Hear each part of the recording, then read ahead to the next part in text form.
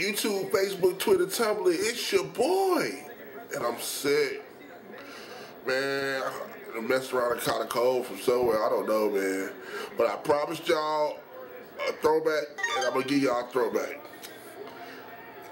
Basically, what's been going on is I've been really busy. I have a lot of projects I've taken on. I maybe should have waited, but I didn't. So that's why I'm really kind of late on these throwbacks.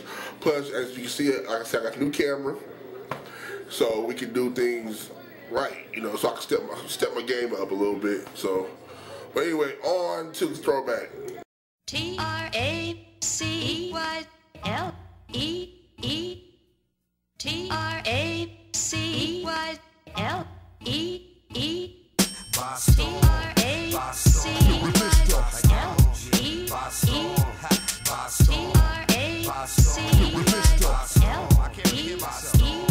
It's ghetto style, wild, nigga think quick, lyrics be seasick, that rhythm see shit, see me, spit more than...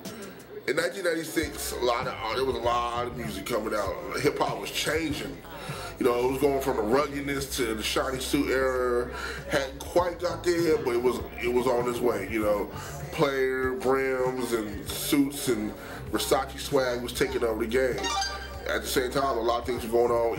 East and West Coast beef. Pac and Biggie died, and it was really a lot of things just horrible in the game. Then you had people who were left over in the game on the East Coast as far as who was going to take over the reins. You know, you had Nas, Jay-Z, you know, Method Man, Redman, you know, different artists that were basically, you know, coming out. But there was one artist that really stood out amongst a lot of artists.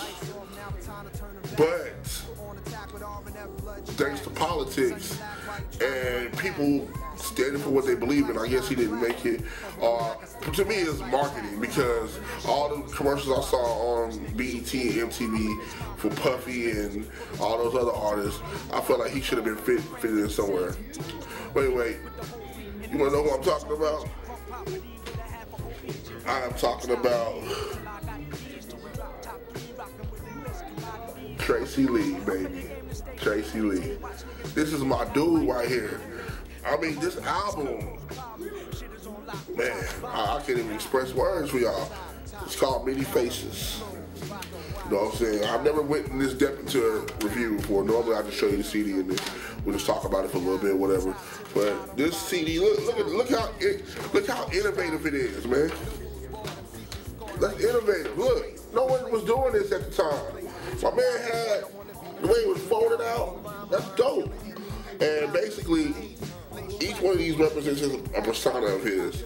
See, Tracey Lee embodies all five of them. But you got Mr. Lee, that's the dude that handles the money, you know what I'm saying? You got Rock, that's my dude right there, the partner, you know, kick it, get drunk, you know, punch a couple motherfuckers. You got Trey, that's the old cake boy right there, that's the nigga that'll take your bitch. You got the LR is like the serious side of him. That's the dude that's like, you know, that's that dude that, yo, you keep it real on hip hop, son. Keep it real, huh? And then you got L. L basically is like, you know, I call him L Dot, you know, because, you know, Jay-Z's S. Dot Carter, I call him L Dot. But anyway, it was L. And he's like the rhymer, you know, the ones that's on the corner, you know, the cypher. That's that nigga, you know what I'm saying? But anyway, he personified all five of these entities in one.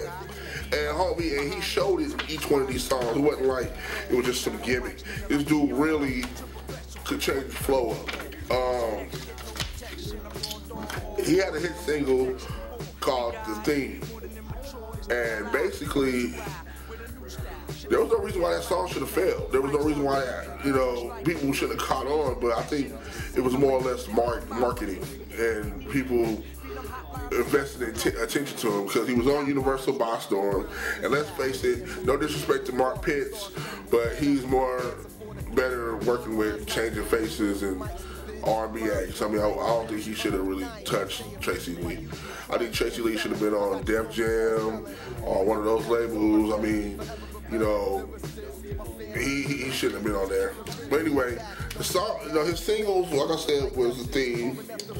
and also Give It Up Baby. You know, he had a chick named Erica Kane on there. You know, that was a cool little cut, you know what I'm saying? Cool little R&B hip hop cut, you know what I'm saying? My man shined on that one. But he kept his ruggedness on it though. He wasn't just, when I'm alone in the room, sometimes he's standing, you know, he wasn't on that shit. He was basically like, when I'm alone in the room and you're there too, well, fuck you, I'm going to the next bitch. You know, but anyway, but he did it in a cool way though. But my man, a lot of people don't know this, but he was one of the last cats to record with the Notorious B.I.G. outside of the Bad Boy and the Junior Mafia camps. He actually has a song with Biggie on here called Keep Your Hands High. And it's an actual Biggie verse. This isn't him going to Puffy and Puffy say, okay, give me 50 grand and I'll give you a pre-recorded Biggie verse. My man actually was in the studio with Big, you know what I'm saying? He also has a remix to the theme called The After Party, and he has Busta Rhymes on there. This is one of Busta Rhymes' illest flows, you know what I'm saying? My man was on there like, wildin' for the night so everybody passed out. Clap your hands, get up in the dance with me and spread your ass out. Man, Busta Rhymes was killing that shit. But, you know, like I said, he was on Universal Pop Storm, and I guess it was one of those things. Well, Uptown Records, Universal Records, my fault. And I guess things wasn't working out for him because he actually was supposed to come out with another album. But, you know, live from the 215, but I actually have the sample here. You know, so yeah, I'm that into this dude, you know what I'm saying? And these are all original albums. This is the one I bought from the store, from Justice Fashions. It's no longer there anymore. From Wichita, Kansas. I bought this from Justice Fashions. This right here, I actually was a part of I guess you could say like a record pool, and they sent this to me. And I found this in my mom's closet, in my mom's storage unit, you know what I'm saying? And I was bugging. I actually tweet him. I found him on Twitter, and I sent him a message, and I sent him pictures of this. I'm like, dude, I still got this shit on me. You know what I'm saying? But Tracey Lee, he's out. And like I said, he's not your conventional rapper. My man was smart. You know, he's smart. No, I said was smart. He's smart. The dude basically went to Howard University, became a lawyer, you know, after the game. He actually had a college degree, if I'm not mistaken, when he got into the rap game. So, you know, if you listen to the song he has called Living on the Edge, that kind of touched my soul, because that's one of them joints that I listen to and I kind of look at myself in that joint, you know what I'm saying? I mean, I ain't no lawyer that, you know, I have a degree in culinary arts, and I'm actually cold with it too, but I just got tired of cooking, you know. I mean, music is my passion. I love music, not just being a rapper, but I just like being a part of music. So I kind of understand where he was coming from on Living on the Edge joint. Living on the Edge is like my favorite. It's my favorite song. Stars in the East, I love that one. The Rugged one, that's like one of those joints you listen to when you got that L lit up and you just, you know, you get a cipher with your boys and y'all just going on some serious chopping, homie, you know. No commercial lies, BS. No, I don't want to hear what kind of rims you got, homie. I want to hear, you know, give me that street shit right quick. You know, that's what that joint is. The replay value of the album, to me, is high. If you go buy this album now on Amazon.com, they're not printing them up, I don't think, but you can get it pretty cheap, you know what I'm saying? But if you buy it, once you buy it, you're probably going to think to yourself, damn, I should have had this album. Everybody I let hear this album, they're like, damn, who is that? I'm like, that's Tracey Lee. For real, that's Tracey Lee? You know, did he come out a while ago? That new? Nah, it's the old one. You know, so niggas actually like this dude. Basically, as far as the skits and everything, he has some pretty funny skits. He has one where they were singing the Good Times thing and talking about how good times wasn't really good times. You ever think about that? How good times wasn't really all that great. Every episode, something fucked up was going on. So I felt that, you know, they had another skit on there where they were fighting some nigga. So basically, it was no reason for them to fight the nigga, but hey. My favorite skit on there was the one with the Asian chick. Talking about just his name, Tracey Lee, and you know the Asian chick was picking him up, and she thought that Tracey Lee was some Asian chick. And she like, help me, call the police. That shit was funny. But I get an album. I still get an album like a 9. And that's not even being nice. That's being real. I give it a 9 out of 10 because, like I said, this is one of those albums that should have blew up. You know, this is. it has as much potency value as Reasonable Doubt. And to be honest with you, and y'all know I'm a big Jay-Z fan, I like this album better on like Reasonable Doubt. I actually bought this before I bought Reasonable Doubt. You know what I'm saying? I had the Dead President single, but I didn't buy Reasonable Doubt till after I bought Volume 1 in my lifetime. That's when I went ahead and bought Reasonable Doubt. Shh, don't tell Jay-Z. But yeah, so go out there and pick it up. Tracey Lee, Many Facez with a Z. It's on Amazon.com. My man's on Twitter. I don't have his Twitter. I'll post it up right here. You know, tweet him sometime. I talk to him. He's real smart. He has a lot of stuff going on. He's, like I said, he's an attorney, but he still does music. Hit him up, www.traceyleeInc.com.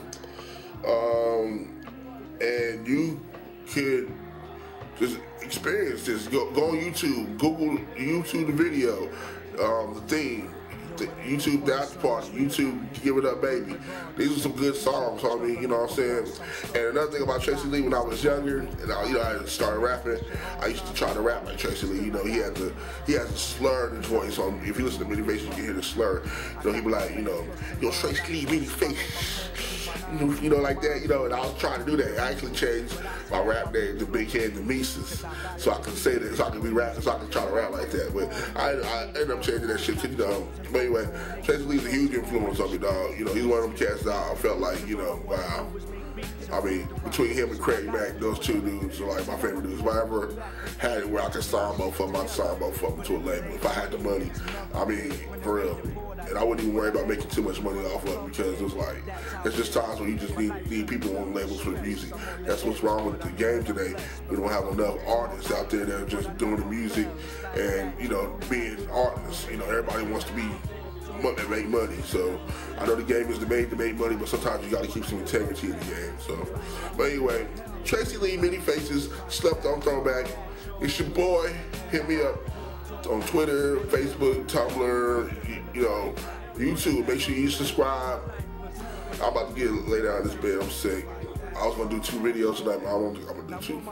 But anyway, much love to y'all. Y'all already know what it is. Peace. I scramble for dough like Randall. Gotta get a handle on things quick. Hate fun of me.